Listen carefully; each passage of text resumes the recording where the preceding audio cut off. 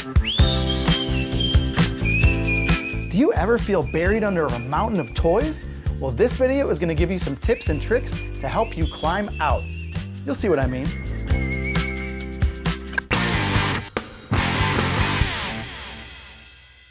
Welcome back to Sweet Home Chicagoland. This is the channel where we feature all things Chicago suburbs and how to buy and sell real estate right here in the Chicago area. My name's Grano, and today we're at my house talking with Nicole from Nice and Neat at Home to make inside more organized and less stressful for the whole family.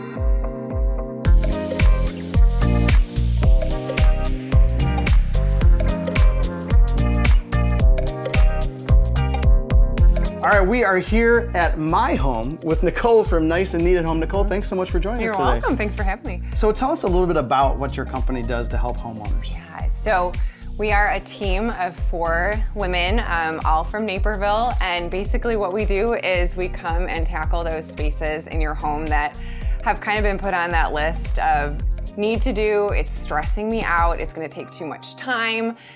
So we're here to just make your life more simple, make it more peaceful in your home. So that's our main goal. Yeah, and I think every homeowner needs that, Yes. Especially families, right? Because our lives are so busy and with kids. I mean, the house is, I know my house is constantly in turmoil. Yep. So we're gonna talk about a few of those tips and tricks, and then also you help homeowners when they're getting ready to sell their house, is that right? I do. We help families who are getting ready to list. We help kind of depersonalize and declutter prior to taking those photos. And then once again, when families move into their new homes, we like to go right in there and get systems in place so they can just start living in their home. Awesome. Yeah. Well, we're here in my house for a reason, because just like every other house in America, we've got the same issues. And today, Nicole's gonna help me tackle our crazy playroom. So let's get into it. Okay, Chris, so I kind of want to give you a run through of what I do when I come to a client's home for an in-person consultation. Great. So tell me how old your kids are. So my son is 6 and my daughter is 2. Okay, so we are in this stage where toys are shared somewhat, but there's certain toys that need to be kept high for the bigger kiddo and safe for the little kiddo. So, you know, I always ask a lot of questions to my clients about ages of their kids, preferences of their toys. So if we kind of come and look through some categories here, fill me in on what's in this one here. Yes, so I mean, this is kind of the catch-all, but we've got, you know, like kind of craft supplies up here, which is like, to your point, why they're a little higher, right? Yes. And then lots of like games that don't always get used, and then maybe some of the baby toys kind of down here. So. Okay.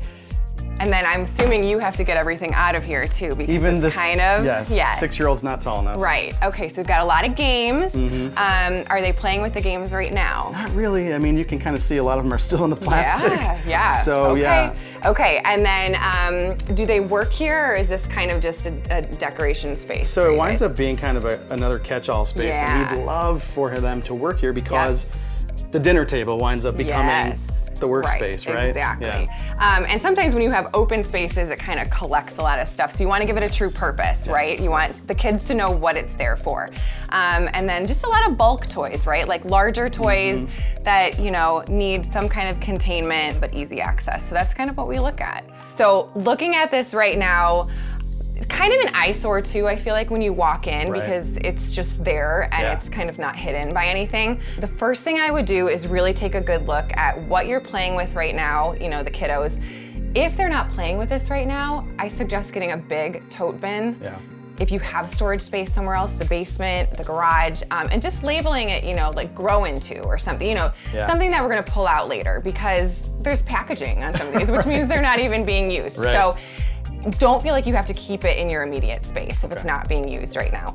And it looks like we have a lot of games, puzzles. These are really great to actually get rid of packaging. Kids, it's really hard for kids to close game boxes or close puzzle boxes, or they just rip.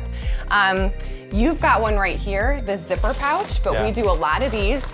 I brought something to show you.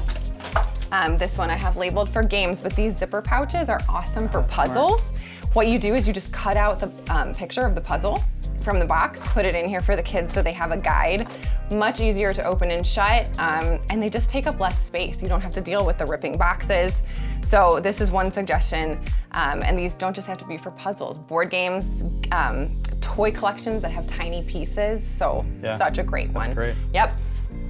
So when we looked at this one, we have a lot of arts and craft supplies up here. Yes. Definitely agree with you that they should be up higher, Yeah. but let's just give it a little bit of containment that stacks, something see-through so your kids know what's up there, they know what to ask for, but it is still contained. But in this kind of cabinet, you need something stackable, right? You need something to take in and out easily. So these clear containers, clear lids are so perfect for this because the kiddos know what's in there, how to put it back.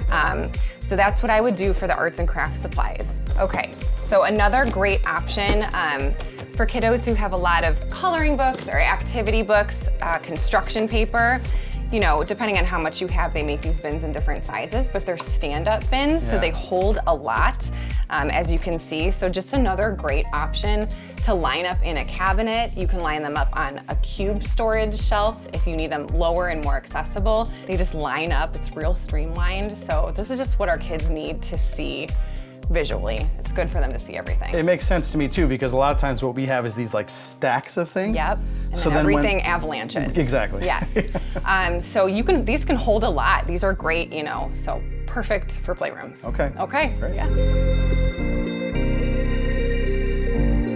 All right, so a lot of what we have in playrooms is bulk toys, right? Yes. Like big toys, musical instruments, stuffed animals. So there's a couple good options. For bulk toys like this, there are containers that are meant for like bigger sets, okay? And these stack. These ones are from IKEA. They're on casters so they can roll. Oh, wow. You know, and if you just need to tuck it in a corner. But another great option for toys like this are like big, almost like hamper style soft bins. They hide the toys. Lidded baskets. Places like HomeGoods and Marshalls make ones that have lids, so everything is contained and it still looks nice, but your kids know that that's where that particular category of toys goes. So they make all kind of options as part of what we do in an assessment of when we come for a consultation. That's part of why I like to come to somebody's house, because I like to look at their aesthetic of their house and how they decorate, because they might want something to look a little nicer. So Nicole, one of the biggest issues we have is that there's just so much, right? And I think our kids get overwhelmed with, I don't even know what to play with. They wind up playing with the same few toys, and then these things just sit around. How do we solve that? They do, yes. And like, I'm a big proponent of less is more, especially with kids. You're right, the overwhelmed factor is huge with them. I've noticed even when I'm in my own basement and I vacuum and I push all the toys to the exterior, like they need that space. They need that like free to roam play, and it just feels better when they're in something that's more minimal. We see actually better sharing and taking care of their belongings, which is huge. Like we are a big proponent of that. So one good option is to just have some rotating toy bins. Pull, you know, as much as you can out of here and put it in storage for a little bit. Every maybe 3 months, pull those bins out, put other things away. It's like Christmas for kids. It's like brand new toys because they haven't seen it, and they get a little bit more of an appreciation for what they have. I think it's a great, you know, it's a great experiment to have with kids. So, but less is more, truly. I've seen just, you know, kids whose parents I've organized their homes for, and the parents will message me saying like, I've never seen them play with this or play so nicely or appreciate, you know, their surroundings. So it's really wonderful. That's great. Yeah.